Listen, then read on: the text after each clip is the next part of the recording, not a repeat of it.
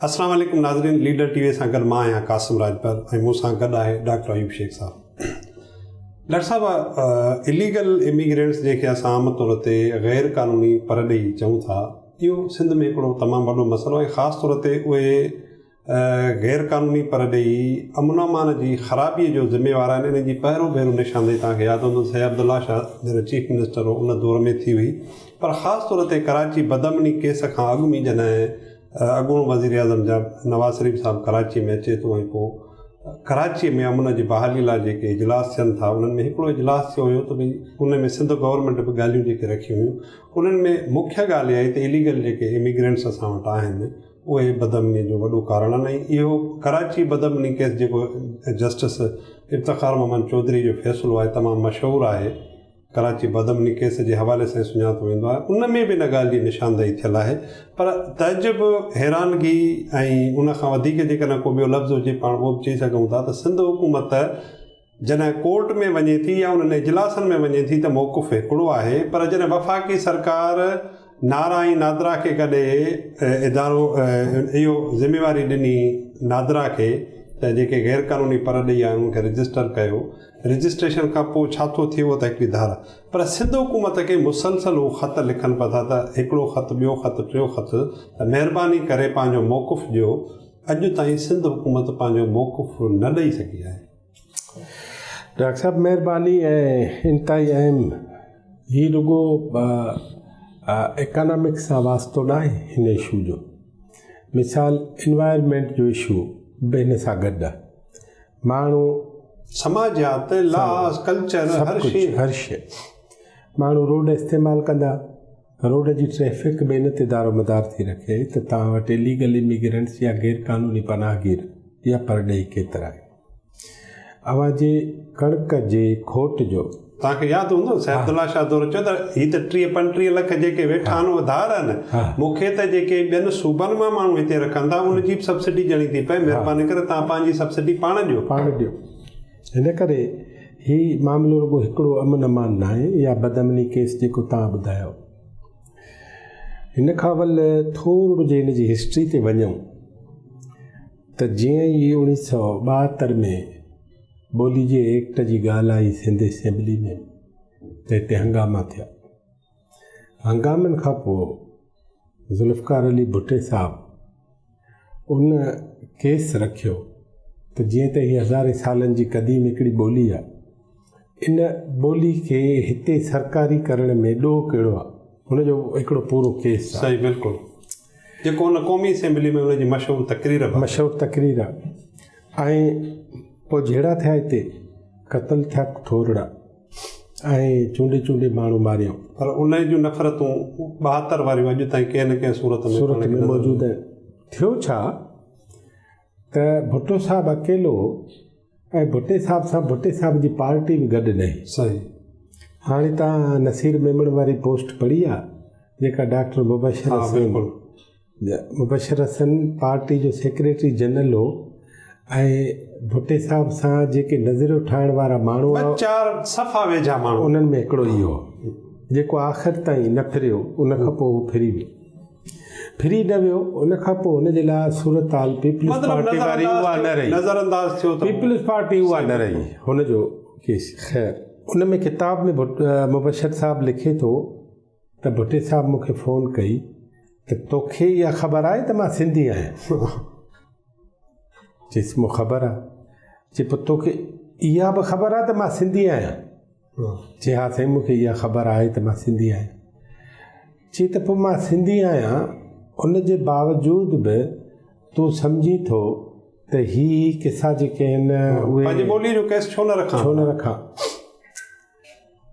सो भुट्टे साहिब सां भुट्टे साहिब जो सेक्रेटरी जनरल बि गॾु न हो इन इशू ते, ऐं भुट्टे साहिब सां सिंध जा दानिश्वर बि गॾु न हुआ। हिकिड़ो माण्हू असांखे मिले थो हिस्ट्री में, सही, काज़ी फैज़ मोहम्मद, जेको उनजो तमामु मशहूरु हालांकि काज़ी फैज़ मोहम्मद उनजे ख़िलाफ़ हो। बिल्कुलु सही, नज़रियाती तौर ख़िलाफ़, पर हिन इशू ते गॾु, पर सिंधी ॿोली जे हवाले सां अकेलो काज़ी साहब ॿियनि खे किन खे बुख़ार थियो, कंहिंजी नानी मरी वई, कंहिंजी पुफी बीमार, ॿिए ॾींहुं लिखे थो शेख हयात साहिबु पहुतो हुते इस्लामाबाद में। पर उन ॾींहुं जंहिं ॾींहुं कम जी ॻाल्हि हुई उन ॾींहुं रुॻो काज़ी फैज़ मोहम्मद अकेलो। सही। भुट्टे साहिबु ॿोली जे हंगामनि खां पोइ आहिस्ते आहिस्ते भुट्टे साहिब खे हिननि वकड़ चाढ़ियो ऐं पोइ उन्हनि मुतालबो रखियो त बिहारी हिते अचनि। बिहारी पैसियत नस्ल जे बिल्कुलु ॿिया माण्हू आहिनि, उहे यूपी ऐं सीपी जा माण्हू न आहिनि। सही। पाकिस्तान जे त ठहण में इहा ॻाल्हि लिखियलु कान्हे त को ही माण्हू ईंदा ही न ईंदा। सही बिल्कुलु। ऐं सिंध जे माण्हुनि या सिंधी माण्हुनि बि किथे ईअं न चयो पाकिस्तान जे सॼे सिस्टम में कोन। पंजाब सां बि ईअं थियो आहे, हिते बि ईअं थियो। उहो त सरहद ई मिड़ई फिलड़ी सरहद हुई ड्यूरेंट लाइन जे नाले सां। ही सिंध सरकार जेका आमतौर पीपल्स पार्टी जी सरकार हुजे थी, उहा इन्हनि सेंसिटिव इशूज़ ते पोइ बीहजी थी वञे, पोइ फ़ैसिलो नथी करे, पोइ पॉलिसी नथी ठाहे। हवा ही डॉक्यूमेंट पढ़ो, हिन में 26 अप्रैल ते ख़त आयो आहे, वरी 27 मई ते ख़त आयो आहे, महीने जी बिथी। ठीकु आहे। उन खां अवल ही जॾहिं 2013 में मियां नवाज़ शरीफ़ साहिबु हिते ऑपरेशन शुरू करायो, सही, गवर्नर हाउस में इजलास 5 सेप्टेम्बर ते उहो ऑपरेशन शुरू थियो 2013 में। जनाब सैयद काइम अली शाह आसिफ अली ज़रदारी साहिबु जेको उहो सदर हो। सही बिल्कुलु। ऐं साईं काइम अली शाह साहिबु ऐं हिते जेके माण्हू मौजूदु आहिनि उन्हनि में chief minister Sindh, governor Sindh, chief secretary Sindh, home secretary Sindh ऐं नादरा। पोइ ही 2013 में ऑपरेशन शुरू थियण खां पोइ हिकिड़ी मुश्किलात पेश आई। उन में इहा आई त हीअ असां ह्यूमन रिसोर्स एॾो खपायूं था, इन खां बहितर आहे त ही नारा जेका रजिस्ट्रेशन आहे गैर क़ानूनी परॾेहियुनि जी, उन्हनि जे कम जा मसइला, नौकरियुनि जा मसइला, रिहाइश जा मसइला, उहा रजिस्ट्रेशन नारा बि करे वरी उन्हनि जो शनाख्ती कार्ड जेको आर्ज़ी आहे उहो नादरा ठाहे। इन करे हुननि 2014 जे नवंबर में तय कयो त नारा खे ॾियो नादरा। पोइ नारा ऐं नादरा जे मर्जर जे बारे में हिकिड़ी मीटिंग थी। सही। उहा मीटिंग थी, उन मीटिंग खां पोइ इहो तय थियो त जेके बि स्टेक होल्डर आहिनि, सही, स्टेक होल्डर केरु आहिनि? सूबा, वफ़ाक़ ऐं इंटीरियर मिनिस्ट्रियूं, उन्हनि जा खाता, जेके खाता, घरू खाता, वफ़ाक़ी हुजे या सूबाई हुजे, इन्हनि सभिनी खे चयूं त बाबा पंहिंजूं पंहिंजूं पॉलिसियूं असांखे ॿुधायो, सरकार इन कम में कमु करणु चाहे थी। 2014, अॼु 2019, ही 2 ख़त त हिन असांजे आॾो आया, असांजे आॾो 2 महीननि जा आया आहिनि। हिन में हिकिड़ी अहम ॻाल्हि कहिड़ी आहे जेका सिंध जे फ़ाइदे जी आहे, उहा हीअ आहे त उन दौर में जंहिं बदअमनी केस जी अवां ॻाल्हि था कयो, उन दौर में बदअमनी जे हवाले सां या मियां नवाज़ शरीफ़ साहिबु जेको ऑपरेशन शुरू कयो 5 सेप्टेम्बर 2013 ते, उन वक़्तु सिंध जो होम सेक्रेटरी उहो साॻियो आहे जेको अॼु सिंध जो चीफ सेक्रेटरी। सही आहे। ऐं सिंध जे इन होम सेक्रेटरी साहिब जी नामाचारी जेका आहे उहा ख़ुदि उन्हनि पॉलिसियुनि जे करे, स्टैंड वठण जे करे ऐं हिकिड़ी सिधी लाइन ते बीहण वारनि माण्हुनि जेके थोरा माण्हू आहिनि, उन्हनि में जनाब सैयद मुमताज़ अली शाह साहिबु। जॾहिं उनखे हीअ सॼी ख़बर बि आहे मुमताज़ अली शाह साहिब खे त हीअ काग़ज़, ऐं जॾहिं मुराद अली शाह जी हुकूमत हुजे जंहिंमें काग़ज़ 2 ॾींहं बि न बीहणु खपे, उहो ई 5 साल कीअं बीठो आहे, इहा मूंखे ॾुख आहे। छो त अॼु मुंहिंजी ॻाल्हि तव्हां ॿुधी छॾियो, तव्हांखे टपाल कंपनी जी बिजली बंदि थी करे त कराची ऊंधा थी वञे, पोइ तव्हां एन टाइम ते वरी ठक ठक करे विंड पावर खे, हिनखे हुनखे, नेशनल ट्रांसमिशन खे सभिनी खे चओ था वारो ख़ुदा जे वास्ते 150 मेगावाट त असांखे बिजली ॾियो। हिन शहर सां माना एमरजेंसी थिए त पोइ असां वरी जाॻंदासीं। इन करे मुंहिंजो ख़्यालु आहे सिंध सरकार खे हिकिड़े ॾींहं जे अंदरि हीउ फ़ैसिलो करणु खपे ऐं इन फ़ैसिले जे लाइ ज़रूरी आहे त जेके बि परॾेही आहिनि उन्हनि परॾेहियुनि जे नेकाली जे लाइ, उन्हनि परॾेहियुनि खे कैंपुनि में रहण जे लाइ, उन्हनि परॾेहियुनि जे रोज़गार जे लाइ, उन्हनि परॾेहियुनि जे खाद खुराक जे लाइ ख़ुदि वफ़ाक़ सां ॻाल्हाइणु खपे त ही 50 लख जेको सिंध जे अहम गादी वारे शहर में तरसिया पिया आहिनि माण्हू ऐं जेके मानी बि था खाइनि, जेके रोज़गार बि कनि था, इहे 50 लख माण्हू पाणी बि पीअनि था, बिजली बि इस्तेमालु कनि था, लटो कपिड़ो सभु इस्तेमालु कनि था।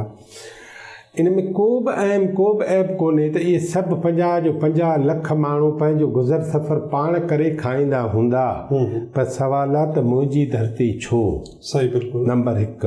ऐं जेको असां नंढे हूंदे ॿुधंदा आया आहियूं त सिंध ही आलमी यतीम खानो जेको आहे उहो करण खां रोकण लाइ बि हुकूमतूं कमु कंदियूं आहिनि। सही। हाणे हुकूमत तव्हांखे बुल ॾिनो आहे, तव्हां बिना अच्छा, मज़े जी ॻाल्हि डॉक्टर साहिबु, हूअं पाण चवंदा आहियूं दादा हर जेको बि गवर्नमेंट खे शिकायत छा हूंदी आहे, दादा जेको कमु कयूं था कोर्टूं असांखे बीहणु नथियूं ॾियनि फ़ैसिलनि ते। हिकु कोर्ट 2013 में तव्हांखे बदमनी केस में ॿुधाए चुकी आहे त बाबा तव्हांजे बदमनीअ जो मुख्य कारण ई आहे, जेके जुज़ ॿुधाया था उन्हनि में ही हिकिड़ो मुख्य जुज़ रुॻो दहशतगर्द थोरे ई उन कोर्ट जे डिसीशन में क्लियर लिखियो आहे इफ़्तिखार चौधरी त कराची जो मसइलो रुॻो एथनिक न आहे। बिल्कुलु सही आहे। उन क्लियर लिखियो आहे त ॿिया फैक्टर बि आहिनि। मिसाल हुन हथियारनि जी जेका स्मगलिंग आहे, सही, उन जे बारे में अफ़गाननि जो जेको रोल आहे उन ते चिटो लिखियो। सही आहे, ठीकु आहे। मनशात जे हवाले सां मनशात जे हवाले सां लिखियो अथई, हथियारनि जे हवाले सां लिखियो अथई, बदमनी जे हवाले सां लिखियो अथई। मां सम्झां थो त उन में जेके शयूं सिंध सां वास्तो रखंदड़ आहिनि उन्हनि समूरनि शयुनि खे अदालती हुकुम जे हिसाब सां खणी सिंध सरकार खे बिना देर ई कमु करणु खपे। जेको उतो जी एडिशनल सेक्रेटरी इंटीरियर मिनिस्ट्री ख़त लिखियो आहे इन्हनि खे त तव्हांजे पासे खां अञा ताईं कुझु न आहे। उहो ख़ुशकिस्मती उहो बि सिंधी आमरा जे न, पर जेको उन खां अवल आहे उहो त सिंधी कोन्हे। छा आहे त तव्हां गैप छॾींदव त तव्हां ते त पिया लिखंदा। सही। इन करे पंहिंजो गैप न छॾियो। ही सिंध सरकार लाइ ज़रूरी आहे। सिंध सरकार ई ॾोह थी करे, सिंध सरकार ई गैस। अच्छा, उन में डॉक्टर साहिबु इहो बि त थी सघे थो सुभाणे जेकर असां पंहिंजो मौक़ुफ़ न ॾियूं सूबे जी हैसियत में त जेकॾहिं 3 सूबा ऐं जेको करे पोइ असां किथे बि किथे हो 2014 खां जो ख़त पियो लिखां, सही, उहो किथे आहे? तव्हां ॾिठो त हींअर बजट खां अवल ऐं बजट खां पोइ 6 महीननि में घटि सिंध जे चीफ मिनिस्टर 45 ख़त लिखिया आहिनि। सही। ऐं उन्हनि 45 ख़तनि जो थियो छा आहे? उहो ही थियो आहे त वफ़ाक़ सॼो डिफेंसिव आहे ऐं ही अफेंसिव आहे।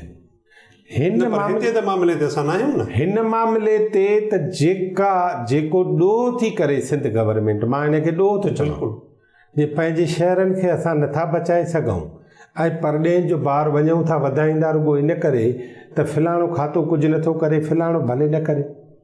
अव्हां ॿाहिरों जो माण्हू वठी ईंदा आहियो। सही। मूंखे यादि आहे तालीम खाते में सिंध जी तालीम सुधारण लाइ हिकिड़ी माई आई, उनखे सिंधी बि न ईंदी, उहा रखियऊं। वबा बणिजी जंहिं तबाह कयो, उहा उनखे सिंधी बि न ईंदी, उनखे सिंधी अहसासु बि न हो। सही। ॿाहिरों आई, हिते रखियऊं।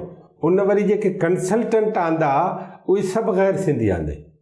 वरी उन्हनि कंसल्टेंटनि जिन खे तालीम जी ट्रेनिंग ॾियणी हुई, उन तालीम जी ट्रेनिंग ॾियारींदड़ कंसल्टेंटनि खे वरी सेखारण लाइ मलेशिया विया। सही। बहरहाल डॉक्टर साहिबु, ही जेका कन लाटारा उनखे कन लाटारा न आहे, ही ॾोह आहे। बहरहाल इहो लफ़्ज़ सिधा इस्तेमालु कयो। सिंध गवर्नमेंट खे इन ॾोह जो हिसाब किताब सिंध जे माण्हुनि खे ॾियणु घुरिजे। सिंध जे माण्हुनि खे न, ही लिखो त अवल त लिखो। सही। साईं मुमताज़ अली शाह खे असां रुकेस था कयूं। अच्छा, हिननि जी मश्क सॼी थियल हूंदी। मां यकीन सां थो चवां हिननि खे अंगा खरान हर शइ थी पई आहे। हिकिड़ी गॾिजाणी घुराइणी आहे, होम डिपार्टमेंट जी चीफ सेक्रेटरी साहिबु सदारत कंदो, ॿियो त कोई स्टेक होल्डर हिन में आहे कोन। पुलिस खे घुराईंदा, जेके पुलिस जा 2-3 शोभा आहिनि उहे पंहिंजूं रिपोर्ट्स ॾींदा। हिकिड़ी ठाहियो गॾिजाणी करे, उन में रिपोर्ट ठाहे वफ़ाक़ खे रिपोर्ट ॾियणी त बाबा हीउ सिंध जो मौक़ुफ़ आहे। हिन करे सिंध जो चीफ सेक्रेटरी साहिबु, सिंध जो होम सेक्रेटरी साहिबु, सिंध जो IG पुलिस साहिबु ऐं जेके बि लाॻापियल एजेंसियूं आहिनि ऐं जेके उहे मुख़्तलिफ़ वक़्तनि ते पंहिंजूं इनपुट्स ऐं पंहिंजो मौक़ुफ़ ॾींदा रहनि था न, उन्हनि सभिनी खे गॾाए तव्हां महिरबानी करे सिंध में परॾेहनि जे बारे में ही जेको रजिस्ट्रेशन जा रूल्स ठाहिणा आहिनि 2019 में, उन्हनि रूल्स ठाहिराइण में जेसि ताईं सिंध सूबो पार्टिसिपेट न कंदो तेसि ताईं इहा ॻाल्हि मञी वेंदी त जीअं 1973 में सिंध जे रिसालनि ऐं ख़बारनि लिखियो ऐं बिहारी सिंध ते मरिजी विया त पोइ ईअं न थिए त सुभाणे वरी असांखे अफ़गाननि जे लाइ बंगालियुनि जे लाइ ॿियनि जे लाइ लिखिणो पए त असां ते परॾे ई मरिजी। डॉक्टर साहब पोइ मुंहिंजे ख़्याल में प्रोग्राम खे पाण हिते ई वाइंड अप कयूं। हीउ मौज़ू इंतिहाई अमां कोशिशि कंदासीं पाण अॻिते बि हिन ई सिलसिले में ऐं वसवारंदा या सिंध जो मौक़ो पर असांखे इहो त सभु ठीकु आहे पर असांखे ख़ुदि ई पंहिंजे ॿुधंदड़नि खे ॿुधाइण बि खपे त उहे पंहिंजे दोस्तनि जी कीअं रहनुमाई कनि हिन टीवी जे हवाले सां, इहो तव्हां ॿुधायो। हा, उन में जेके ॾिसंदड़ आहिनि उहे लीडर टीवी जो जेको यूट्यूब चैनल आहे उनखे स्क्रीन ते तव्हांखे नज़र ईंदो, उनखे तव्हां सब्सक्राइब कयो। उन सां गॾोगॾु असांजी रहनुमाई कयो सिंध जे इशूज़ जे हवाले सां, पाकिस्तान जे इशूज़ जे हवाले सां, सॼी दुनिया में जेके मसइला आहिनि उन सिलसिले में लीडर टीवी कहिड़ो किरदारु अदा करे सघे, उन सिलसिले में जेका तव्हांजी राय हूंदी उनजो असां इंतज़ारु कंदासीं। इन सां गॾु असांखे इजाज़त ॾींदा अलाह भाई।